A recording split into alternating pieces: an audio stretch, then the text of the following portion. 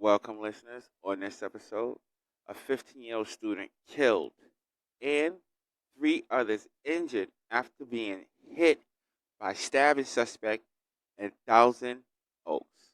That and more starts right now on Chris Talks. Let's get into it. Can you feel it? Can you feel it? What's up? What's up? What's up? What is up? Ladies and gentlemen, how y'all doing? What is going on, everybody? How's everybody doing on this beautiful evening? Hey, Ed, how are you doing? Good, good, good. I am doing great. I want to thank everybody for joining me on this episode. All right, let me get comfortable. All right, everybody. Welcome to another episode of Chris Talks. I am your host with the most, Chris Talks. All right, this story that we're getting into this evening is about a 15-year-old student who was killed and three others were injured after being hit by a stabbing suspect in Thousand Oaks. Ed, where in the hell is Thousand Oaks? Where's that? Can you put that on the screen? Thousand Oaks. LA. Okay, LA. So this episode brings us to LA. This story brings us to LA. I never heard of no Thousand Oaks. Never heard of it. Oh, you learn something every day on this. So that's why I enjoy doing this show, Ed, because I learn a lot doing this show. Okay. Ed, can you pull up that story real quick? Thank you. We're going to pay the bills real quick. Let's get this done. All right. You know, all the links are right there on your screen. So you can hit me up at any one of those. This episode will be aired on YouTube, so you can hit me up on that YouTube link to check out this episode. Okay. What else we got for them? Oh, okay. All right. I'm not going to forget to do that. Okay. So also hit that like, that subscribe, and that share button if you like the content that you hear. Okay, you guys. So let's just get into this one. And have you finally got it?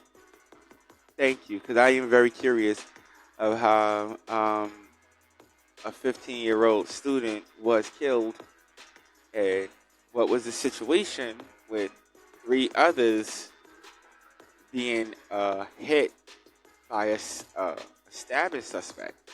So let's get that underway, man. I want to hear about this. This is so crazy. I don't what. This is why y'all people be doing crazy-ish like this. I don't understand it, but hey, it is what it is. Hey, let's get to that story. Hit it.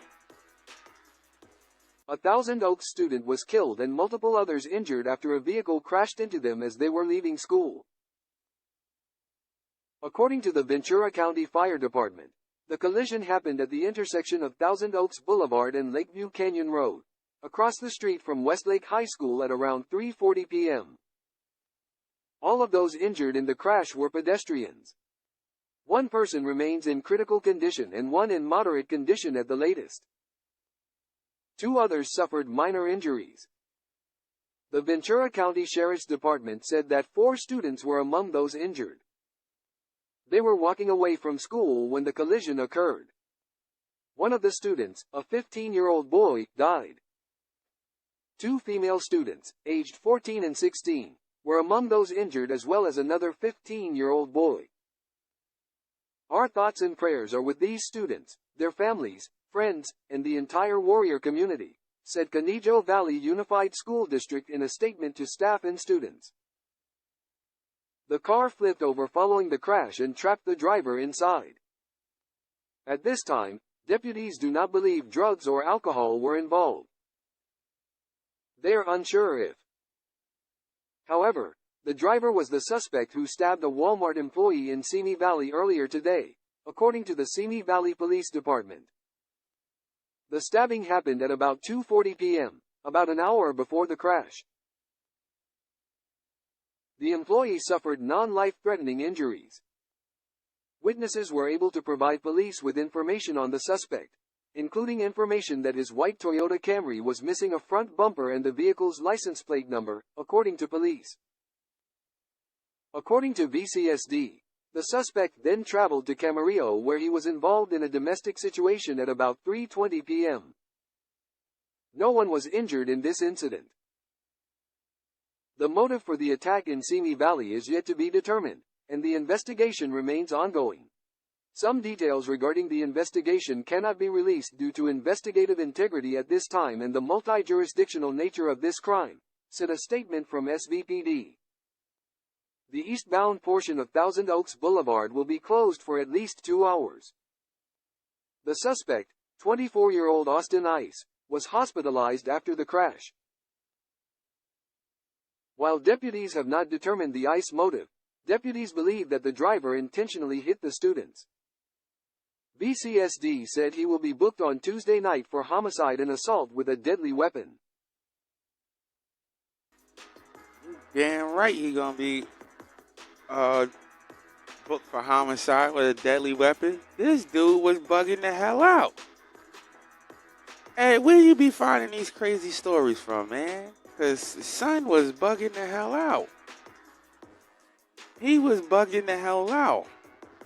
First, he went to Walmart, shot up, did a stabbing up at Walmart, then had a domestic altercation with somebody, then ran and hit these students. Wow. Our prayers and condolences from Chris Talks goes out to that entire school community. It goes out to the families of those people. So sorry, things like this. See, stupid things like this. People, I don't know why people do stupid stuff like that. Why would you drive through the high school? You know what I'm saying? And hit and injure and kill these kids. We also hope that those people who were injured make a full recovery. We hope. We don't know to the extent of the injuries. And they don't list the names or anything like that of the students. And y'all know because they're underage, they're not going to list all that stuff. But this was really, to me, that was senseless. And my big question is this. And I have to ask this. Where in the hell was the crossing guard? You can put it back on there. I just wanted you to stop there for that 1 second. Where in the hell was the crossing guard when this was happening? I don't know. In New York, we have crossing guards. Okay? Not to say that the crossing guard could have made a difference. Not to say that the crossing guard could have or couldn't have made a difference. But, I mean, where was the crossing guard? That would be my question. And it was good that the pedestrians or whatever, they did say that somebody took pictures of the driver's license plate, right? Yeah, they did take some pictures at the drive. Oh, that was at Walmart. Okay, that was at Walmart that they took the pictures. And that the people that he hit, most of the people that he hit when he passed the school were just pedestrians. This guy he's dumb. He's an a-hole. And you know what's messed up is at the end of the day, he's going to get more charges. There's going to be more charges. Probably. I don't know. But, I mean, for now, the homicide is good enough. To me, it's good enough. Because, you know, he's still going to get the charge for assaulting the person at Walmart. You still got the domestic. Whether the person went to press charges or not. I don't know if in LA, they pick up those charges. I know in New York, they pick up those charges. If you do that domestic stuff, whether you want to file or not, the state automatically um, picks that up. That's what happens in New York State. I don't know about L.A. I don't know about L.A. I don't know about that. We would have to look that. Yeah, we definitely gotta look that one up and check that one out to see what happened up in L.A. All right, Ed, do you have another story for me? Good. So where is this one at now? This one is a man allegedly two parents, guns down parents, two others the day after he is released from prison. So this guy is another. Ed, where are you finding these nuts from? This guy just got out of prison and he's already gunning people down? They shouldn't have let him out, man. They shouldn't have let him out, bro. They should not have let him out. They shouldn't have let him out. All right, this story comes to us from ABC News. We have a brief clip that I want to play real quick. Hey, play the clip real quick. Can you find it? Play the clip. The deceased have been identified by the Office of the Chief Medical Examiner today after conducting autopsies. Those people have been identified. I'll start with the three that are inside the residence. 72-year-old Robert Eager and 62-year-old Patricia Eager, who are the homeowners at the 1459 Augusta Road residence. Also inside was 62-year-old Cynthia Eaton. Outside in the barn was located 66-year-old David Eaton. The Office of the Chief Medical Examiner determined that all died of gunshot wounds and were determined to be homicides. As the state police detectives and evidence response team members are arriving on scene, police departments from Yarmouth, Falmouth, and Cumberland are responding to Interstate 295 to assist state troopers that are assigned to Troop I with multiple vehicles and people being shot by gunfire. At about 10:44, a vehicle was located on the exit ramp of exit 15 of I-295 southbound ramp. Shortly after that, around 10:15, a search of the area, 34-year-old male by the name of Joseph Eaton was found in a wooded area not far from the vehicle, believed to be his vehicle. Joseph Eaton is the son of Cynthia and David Eaton, two of the deceased found at the 1459 Augusta Road address in Bowdoin. And after some interviews were conducted at the scene, we learned that three southbound vehicles were struck by gunfire and one northbound vehicle was struck by gunfire. 3 people were transported to Maine Medical Center with gunshot wounds, and 2 of them were non-life-threatening, and 1 of them, the individual, still in critical condition.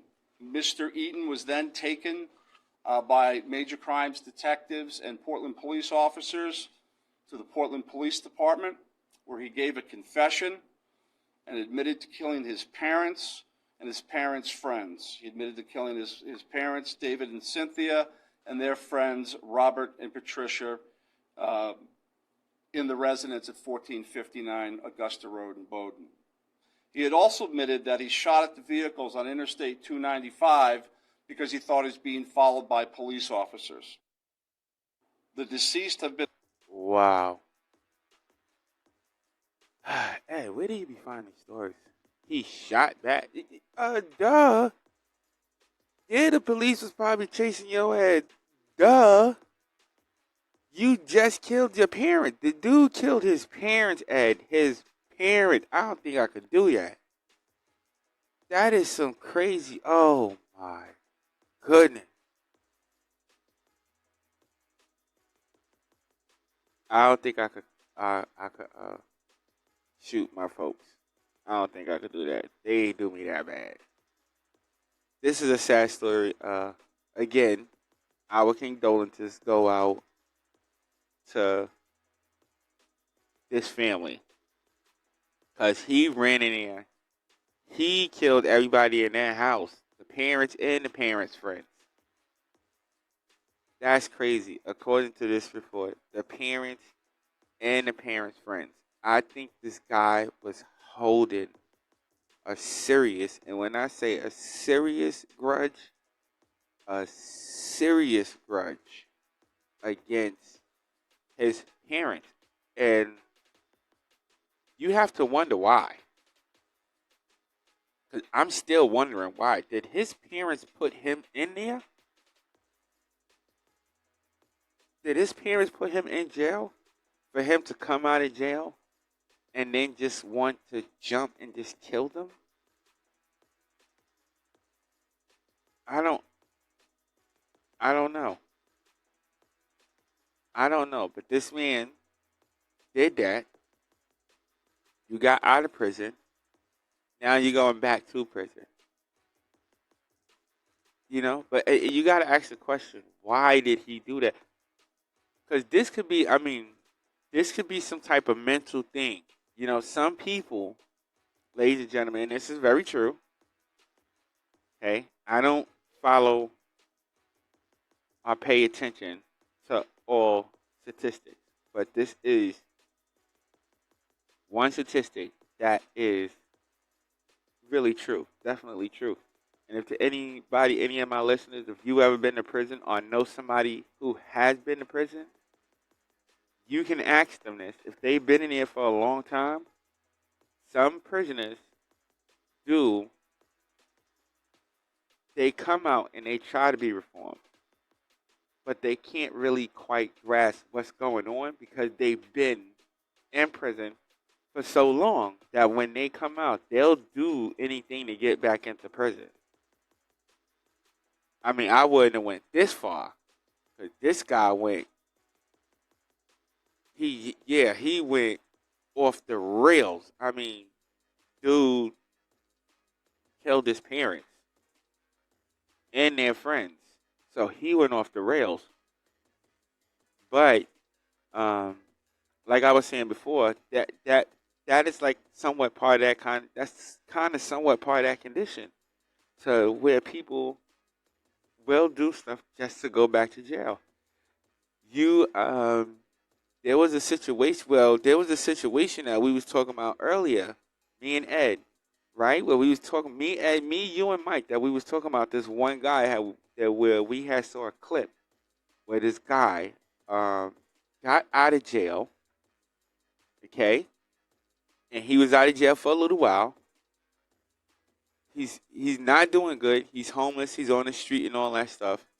So because he's not doing good, he wants to go back to jail. So what does he do? He goes to Walmart and start flipping all that stuff over. Flipping up all the stuff. No, what was he doing? No, not flipping. Yeah, he was flipping the stuff, but he broke what one of those little cases, one of those display cases that they have in Walmart where they have like all electronics and stuff, all that, where they have them on display. He started breaking all the cases and stuff and taking stuff. I think, but he was taking food. He was taking food and stuff and like eating it, but just sitting there waiting to get arrested. Now, what would you call that? What would you call that? But that is a situation that happens every day in America. And our prison system is kind of messed up. We need to straighten that out. We need to, in my opinion, we need to reevaluate what we do in prisons, okay, to bring people back into our society and without them committing crimes, but to bring them back into society. There probably need to be different programs. And prison, I don't know about no programs in prison. Okay, I don't know. So I'm not gonna say anything about that. Okay, and I see Ed with telling, I ain't capping. Nigga, get out of here. I ain't capping. I ain't been to prison, all right, y'all. I have not been to prison. Okay, so I ain't capping. All right, but this type of thing happens all the time. We need better programs, better reform programs in the prisons. And if we don't need better reform programs, maybe just need to update the programs that they're currently I can't say the word. You know what I'm saying? That they're using now. Maybe we need to update that. I don't know. But it just seemed that this guy either had, there's only two things that I could think of, is that this guy either had a serious personal vendetta against his parents. Maybe they didn't come to see him enough. Maybe they didn't put enough money on his books. Whatever it was, when he got out, it seemed like they were his targets. You see what I'm saying? So that's why it seemed like it was personal to me. Or, like I was just speaking earlier, maybe something just was not working right in his head and he just like went off and just murdered everybody to go back to prison because he was not feeling good like out here. Maybe he wasn't feeling good while he was free. I don't know what that situation is. I don't know what the motive is for that. But I'm sure during this case, I'm sure they could probably, that'll come up. I'm sure one of the lawyers will bring it up. I'm sure they will. And, I just feel real bad for this family. But this guy, he'll be lucky if he does not get the freaking death penalty. I don't know if they do that. Still, I don't know. Do they do that in New York? I don't know if they do that. I don't know if they do that here. I don't know. But wherever this happened, he better hope he don't get the death penalty. I don't think he should get the death penalty, but wherever he had, he probably get it. I don't know. You know, hit me up in those comments. Tell me if you agree or not. Tell me what you think about what I'm saying. You know what I'm saying? Let me know. Don't just listen. Don't just view. Hit me up and let me know what you think about the show. All right. Well, I'm going to end that on that note. As always, y'all know the links and stuff is right there on the screen. This episode will be on YouTube. Yeah, we're gonna put this on YouTube. Okay. So hit that subscribe, hit that notification, them likes, and hit them comments. Let me know what y'all think. Let me know what y'all think about the show so we can continue this on. I want to know if y'all think this content is good. If you think it's good, let me know. If you think it's real good, subscribe to it. You know what I'm saying? So that way we can continue to do what we're doing. We're trying to go for 30 subscribers. So help us out with that. All right, everybody, I want to end on that note. I want to thank everybody for listening and tuning into the show. You could have been anywhere else in the world, but you are here with me. And I do so much appreciate that. Also, stay blessed and not stressed. Until the next episode, you guys. Peace.